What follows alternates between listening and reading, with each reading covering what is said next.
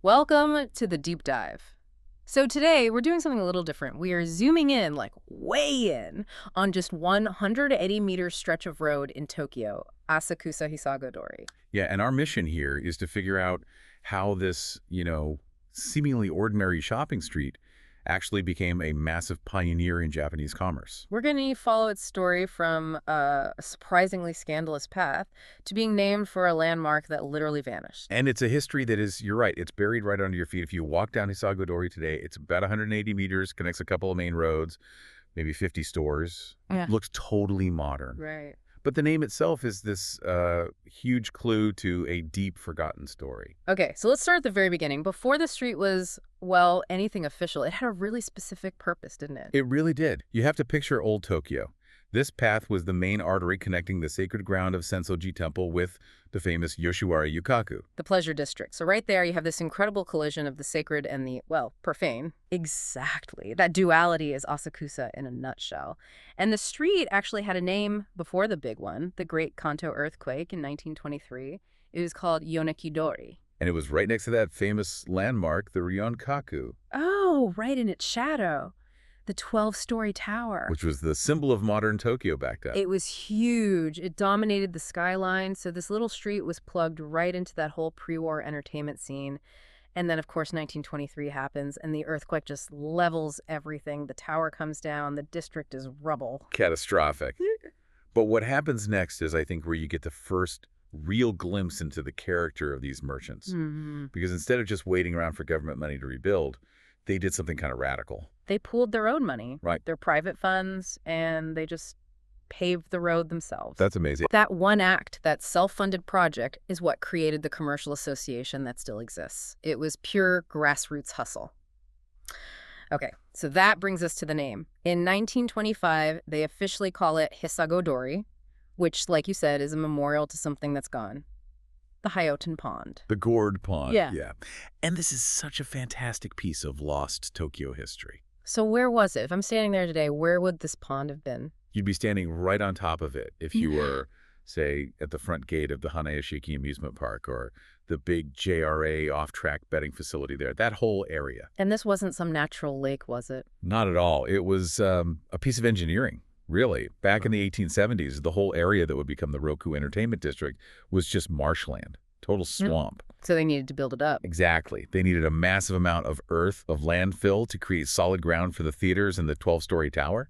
So around 1885, they just dug a giant hole to get the dirt. And the hole they left behind became the famous gourd pond. That's it. It was literally a byproduct of a construction project. But, it became beautiful. I've seen the old pictures. Right. It had a little island in the middle, these picturesque bridges, wisteria trellises. And the best part was you could see the reflection of the massive 12-story tower shimmering on the water. It was. Yeah. It was the iconic view in Asakusa. Until the earthquake. Yeah. The quake basically ruined it. The edges filled up with rubble. People started setting up illegal shacks. It just deteriorated. But that's not what made it disappear for good, is it? There's a really dramatic trade-off that happens later. There is. So fast forward to 1950. The land the pond is on gets returned to Sensoji Temple. But the temple has a huge problem. World War II. World War II. The main hall of the temple had completely burned down during the air raids. They needed a fortune to rebuild it. And we're looking at this deteriorating but historically important pond. And they make a very controversial business decision. Despite a lot of local opposition, people loved that pond. The temple decided the fastest way to raise cash was to fill it in completely, carve up the new land, and sell it. Wow. So they liquidated the landmark. In 1951, just 66 years after it was created, the gourd pond was sold off, piece by piece, to finance the reconstruction of the temple. That's incredible. The shopping street is literally named after a feature that was destroyed to fund the spiritual heart of the entire neighborhood. It ties commerce and culture together in a way you just don't see anymore. So speaking of destruction, the merchants get hit by the 23 earthquake, they rebuild, and then they get absolutely crushed again by World War II.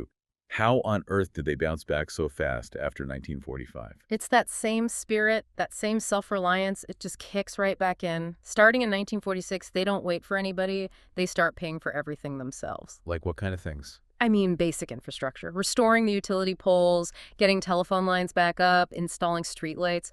It was pure entrepreneurial grit. But where did they get the money?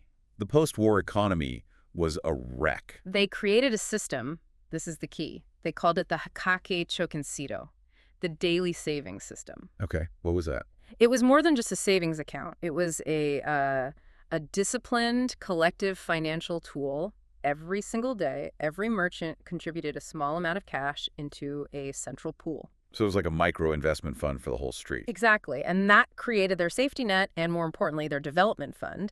It's what turned them from a bunch of individual shops into this powerful, unified financial entity. By 1953, they formally organized as a cooperative. And that structure is what allowed them to do their next big thing. The really big thing. The arcade in 1955. Yeah. And this wasn't just any arcade. This was the first officially licensed, steel-framed, fully retractable arcade in all of Tokyo. A retractable roof. That sounds really advanced for 1955. Why was that so important? Well, think about it. An arcade is great for rain, but in a dense place like Asakusa, you worry about fires, you need air circulation, sunlight. A retractable design gave them the best of both worlds.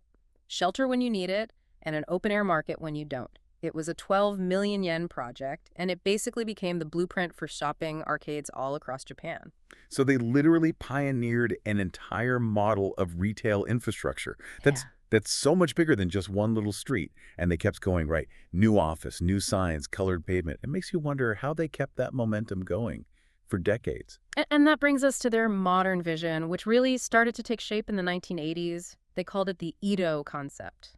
Okay, so this was their answer to, what, the rise of big department stores and generic consumer culture? Precisely. It was a conscious choice to not compete on price or scale, but on character, on history. And the core idea behind it all was one specific word: Iki. Iki. Yeah.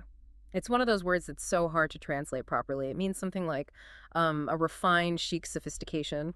But it's subtle. It's the opposite of being loud or gaudy. Understated elegance? Perfect. Understated elegance. They wanted the whole street to feel that way, to be a destination that embodied that old Tokyo sense of taste. So they were branding the street with an aesthetic, a feeling. And we see that come to life in 1992, when they completely redid the arcade and the pavement. They did, and it was so successful that it was recognized as a huge civic contribution. The Hisago-dori cooperative got the very first letter of appreciation, a kansha, that Tate Award ever got from the Tokyo governor. Yeah, for their contribution to a wealthy and vibrant town development. It was this huge official validation of their entire cooperative model. And they celebrated that with a festival, right? The Asakusa Hisago-dori festival. A nod back to the old pond. A perfect way to link their modern success right back to their tragic origins. And that festival spirit is what they've carried on with their events today. It keeps the whole street alive. So, when you step back and look at the whole story, it starts as this path between a temple and a pleasure quarter. It gets its name from a pond that was sold off to rebuild that very temple. Then the merchants, through sheer will in this daily saving system, build the nation's first modern arcade. It's just a lesson in relentless self-reliance. Their success was never about waiting for a handout. It was about internal unity, smart financial planning, and a deep commitment to preserving a local character, that spirit of Iki, while somehow also driving national innovation. It really is an incredible story. And it leaves us with a final thought for you to think about. Hisago-dori built its modern identity on this old, subtle idea of Iki, this quiet, refined taste. So here's the question. In today's global economy, which is all about being loud, getting attention, and instant gratification, how does a community actually maintain and market something as subtle as historical chic? How does Iki survive in a world that demands you shout? Something to consider next time you find yourself in a local shopping district trying to hold on to its soul.